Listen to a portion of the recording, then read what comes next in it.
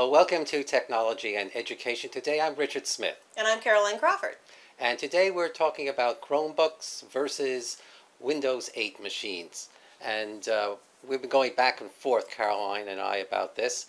So let's take in consideration the two main reasons for the, let's say, competition between these two types of machines in schools. Well, the first consideration is money. Money, that's the big one. Since we're talking about computers now that cost maybe between $250 and $400 a computer, as opposed to, a few years ago might be $800 to $1,000 worth of computing power. Well, so I'm just waiting to hear where you're going. Well, well, my thing, of course, is primarily based on cost, and the other thing is mine is primarily based upon productivity, and security of information, and ease of use. Ease of use. Of course. So, if we look at the Windows 8 operating system as opposed to the Chrome operating system, Windows is developed by Microsoft. Chrome is developed by Google. Right. Thank you for that information. Just a little bit of detail, throwing it out there. So we know that we're talking about two different companies developing different products. Right.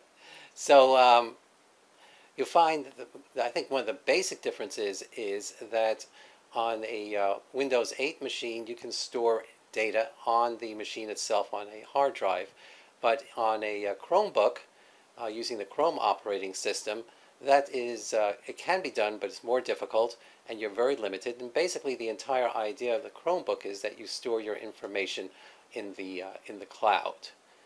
And this, of course, presents working under the assumption that you have continuous internet access. Exactly. In order to access your information. Exactly. Which is being housed on someone else's server. Right. Far, far away in the cloud. In the cloud, and in this instance, a year, 2 or 3 years ago, this might have been an insurmountable problem, but these days, especially in schools, we have internet access available I think in most schools in the United States. Well, I shouldn't really say that, but in an awful lot of schools in the United States, as opposed to 5 to 10 years ago, where internet access was sparse at best. Sparse at best, exactly correct. With the Windows 8 operating system, of course, you can store your information on a hard drive, or you can store it within the Windows cloud system. I think it's called within innumerable different cloud environments. Well, I basically have. I think it's called Windows Live, Windows Drive, Windows Live, and so you have an alternative at that point. So. On the other hand, I think... And that's actually good, to be able to store something in the cloud if, for example, you get some crazy virus on your machine or your machine dies for whatever reason. It's great to have a backup somewhere, absolutely.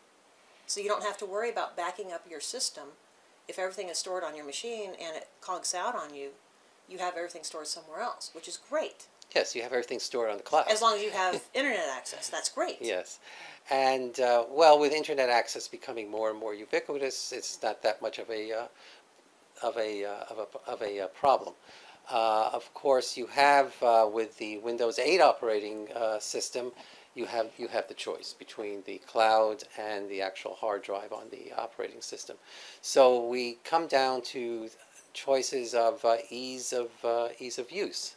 So if still, and to throw you off a little bit, he hates when I do this. I love this part.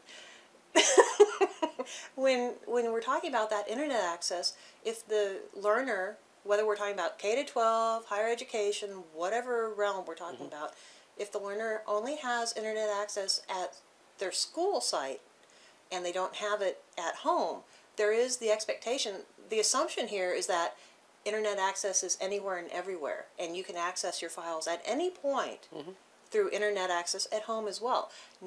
Not everyone has internet access at home, so how might one deal with that issue as well? Unless you're only using these machines within an internet-ready environment, for example, in the school site. Okay, back to your topic. No, it's a good point, and it's one point that Hey, did you hear that? Awesome. every school. It's a rare thing. every school district needs to take that into consideration. If you're planning to have your students use these computers It's not as ubiquitous as one might suggest. at home, then you better have all your students have internet access, high-speed internet I'm sure access they in their have. homes.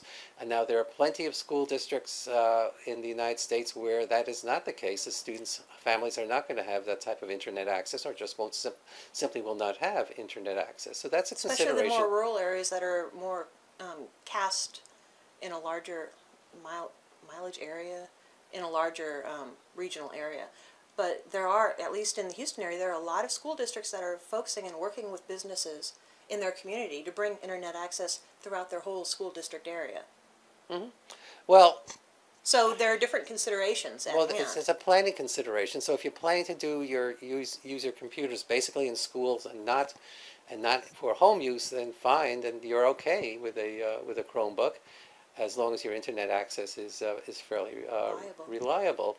I love your discussion about the different operating systems and the differentiation between quality efforts and what you actually need in order to be productive with your Chromebook versus the Windows machine, which is what we were chatting about and fighting about earlier.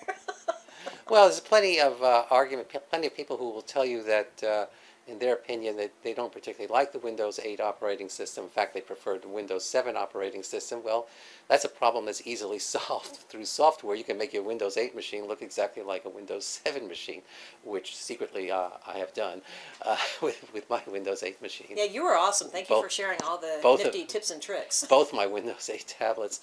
But if you're looking for, if you're in a school district where your students do not all have internet access, then a very inexpensive Windows 8 tablet-type computer might be a better choice. On the other hand, the Chromebooks have both environments, both operating systems have apps that are downloadable, free, low cost, that are production oriented. So those are positives. It's not only the Windows machine that has the apps. The Chrome operating system has downloadable apps for production as well. You have the Chrome store, and then you have the Windows store. So there are applications with either of these operating systems. As far as education is concerned, at this point, most of the applications that are going to work for education are going to be the type of apps, going to be productivity applications. When you think of simulation or gamification or things like that, that have potential. When you think of productivity applications, you're thinking of things at the basic level of a spreadsheet, a word processor, and beyond. Sure. You're not particularly thinking about what we used to call, which I still call, computer-assisted instruction, where you would have software which is doing tutorials in specific educational areas. I'm not saying computer-based training, CBT. I'm not saying that it doesn't exist.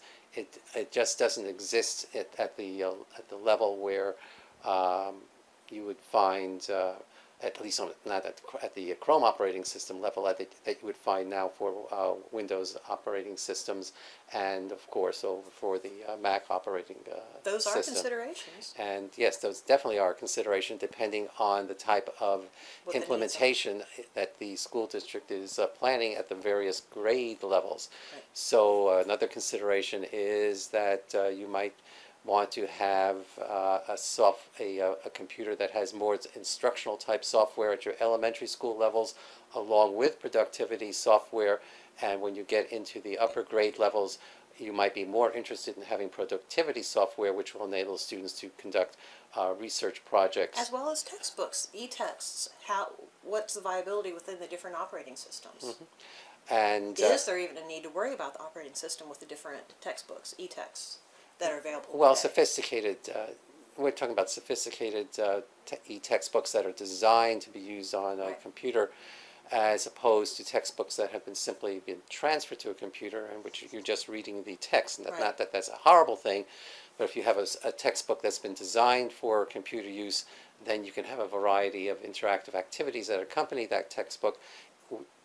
And if people are spending the monetary allocation on the different tablets, whether they're keyboarded or not, one might suggest that the overarching plan is not only to put a digital environment in each student's hand, but also to shift over to e-text so that they don't have to carry around the paper-based books, but the potential for more interactive e-texts would be a Well, viable consideration within the long run overarching plan. And that would be a part of the plan for a school district, and that would be another story, because we've reached the end of another edition of Technology and Education Today. I'm Richard Smith. And I'm Caroline Crawford. Bye!